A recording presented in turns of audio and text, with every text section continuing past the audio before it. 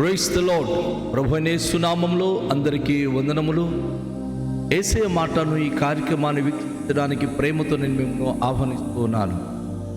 ఈ దినము లూకా సువార్త 23వ అధ్యాయం 33వ వచనం నుంచి 38వ వచనాల వరకు ధ్యానించుకుందాం.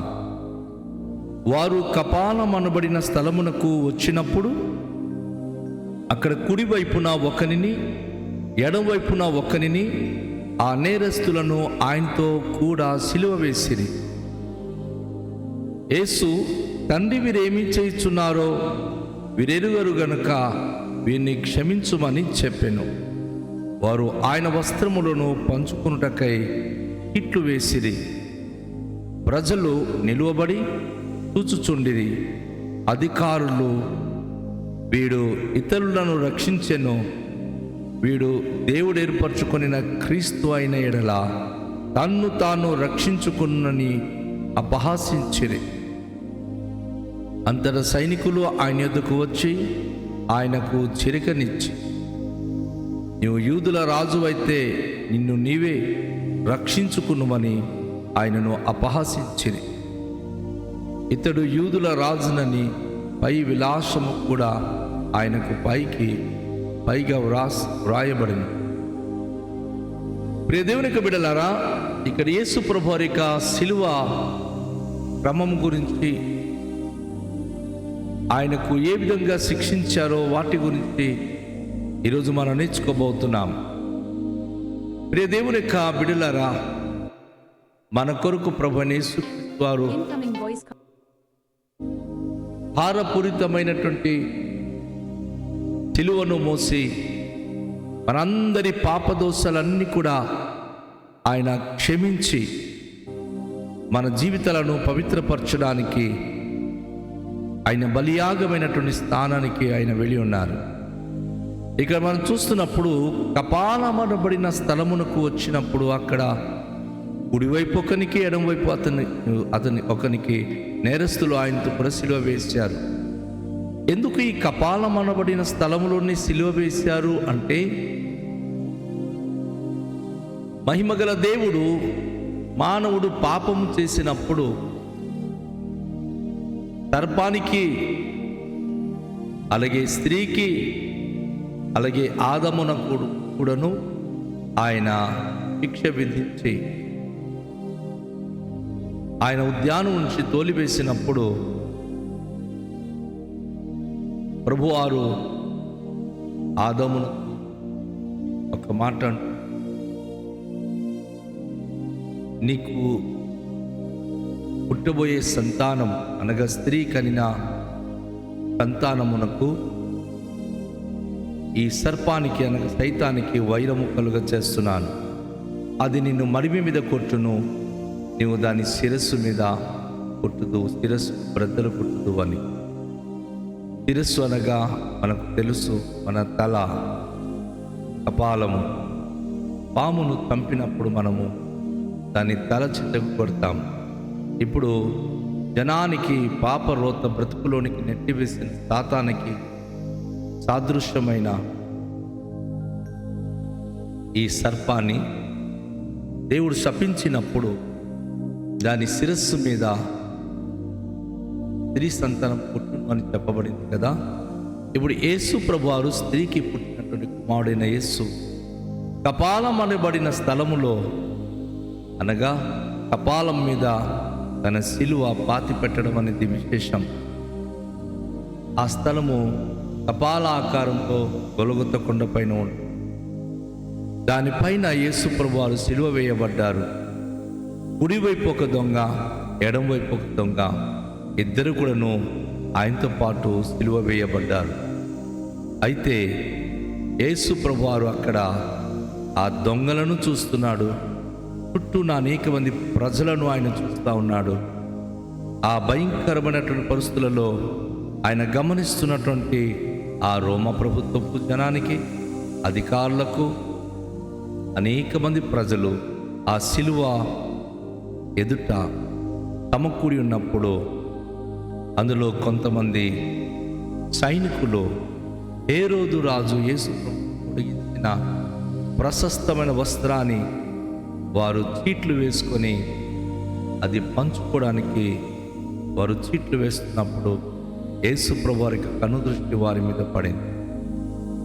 ప్రభు వారు అంటున్నారు, తండ్రి వీరేమి చేయిచున్నారో వీరు ఎరుగరు కనుక విని.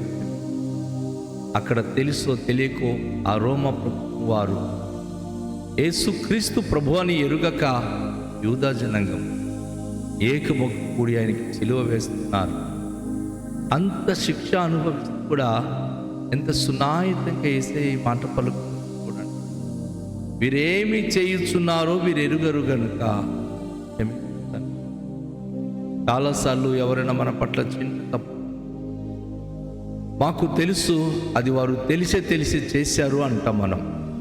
కానీ తనకు ప్రాణగంట సిలువ శిక్ష విధించినప్పటికి కూడాను యేసు ప్రభు వారు ఏమంటున్నారు, వీరేమి చేయుచున్నారో వారు ఎరుగరు ప్రభా, వారు ఎరుగకయే కార్యములు చేస్తున్నారు అని చెప్పి యేసు ప్రభు వారు వారి కొరకు తండ్రిని విజ్ఞాపిస్తున్నాడు. తన వస్త్రము కొరకు అక్కడ సైనికులు చీట్లు వేసుకుంటున్నారు. అది నాకు కావాలంటే నాకు కావాలంటే. అది కీర్తనకారుని దావీదు 22వ దావీదు కీర్తనలో యేసయ్య గురించి ప్రభుత్వం ఈ మాట తెలియజేస్తారు. ఆ వస్త్రము కొరకు వారు చీట్లు వేసుకుంటారు. అవును, ఆ వాక్యం నెరవేరడానికి ఈ స్థలంలో జరిగింది. అయితే అనేక మంది ప్రజలు అధికారులు నిలబడి చూస్తున్నప్పుడు అధికారులు ఏమంటున్నారంటే, ఇతను ఇతరులను రక్షించాడు, వీడు దేవుడు ఏర్పరచుకున్న క్రీస్తు అని చెప్పుకుంటున్నాడు కదా, తన్ను తాను రక్షించుకోమని అపహాసం. ఆయన వచ్చింది మన కొరకు మరణించడానికి. అది ఆ జనాంగానికి తెలియక అనేక మందికి రక్షించావు కదా, ఇప్పుడు నిన్ను నువ్వు రక్షించుకో అని చెప్పి అపహాసిస్తూ అలా భయంకరంగా తనను దూషిస్తూ మాట్లాడుతూ ఉన్నారు. అయితే ప్రియులారా, ఈ అపనిందలు ఈ దూషణలు ఆయన సహించడానికి దేవుడు ఏర్పరచబడినవాడు. అంతేకాకుండా అంతటా సైనికులు ఆయన ఎదుకు వచ్చి ఆయనకు చిరికనిచ్చిరి. ఆయన ప్రార్థన చేశారు, తండ్రి వీరేమి చేస్తున్నారు వీరెవరు కనుక అని. మన కొరకు ఆయన తండ్రిన దేవునికి ప్రార్థన చేస్తూ ఉంటే ఆ మంచి ప్రార్థన చేసిన ప్రభుత్వం అక్కడున్న సైనికులు ఏం చేస్తూ ఉన్నారు అంటే, ఒక కర్రకి స్పాంజ్ కట్టి ఆ స్పాంజ్కి ఏమో పేదు చిరకం ఉంచి యేసుప్రభు వారి నోటికి తగిలిస్తున్నారు. అది మరింతగా దాహాన్ని పుట్టించి నోరంతా కష్ట చేసి ఒక విధంగా ఇబ్బందికి గురి చేసేది. కనుక యేసుప్రభు వారు ఈ లోకానికి వచ్చినప్పుడు అతనికి లోకము చేదు అనుభూతి ఇచ్చింది తప్ప మధురమైన అనుభూతి ఏమి ఇవ్వలేదు. ఆయన చేసిన మేలుకి ప్రతి మేలు ఎవ్వరూ చేయలేదు. కొన్ని తనను అంగీకరించి తనను మహిమపరచరా ఎవరు కూడా ముందుకు రాలా. కొందరైతే అంటున్నారు, నువ్వు యూదుల రాజు అయితే నిన్ను నీవే రక్షించుకునుమని ఆయనకు అపహాస్యం చేస్తుంది. యూదులకు రాజువా, రాజు అయితే నిన్ను నువ్వు కాపాడుకో, నువ్వు రక్షించుకో అని చెప్పి ఆయనను అపహాస్యము చేసుకుంటూ మాట్లాడడం మనం గమనిస్తూ ఉన్నాం. అవునండి, యేసుప్రభు వారు యూదులకు రాజు అని తూర్పు దేశపు జ్ఞానులు యెరూషలేమునకు వచ్చి అడిగే వరకు యూదులకు తెలియదు యూదుల రాజుగా పుట్టినవాడు యేసుప్రభు వారని.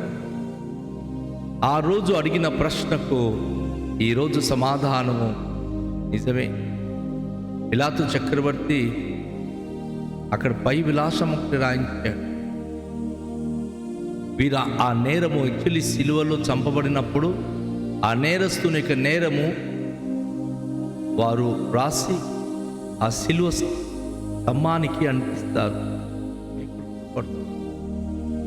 ఈయన పలానా తప్పు చేశాడు కనుక సిలువ వేయబడింది.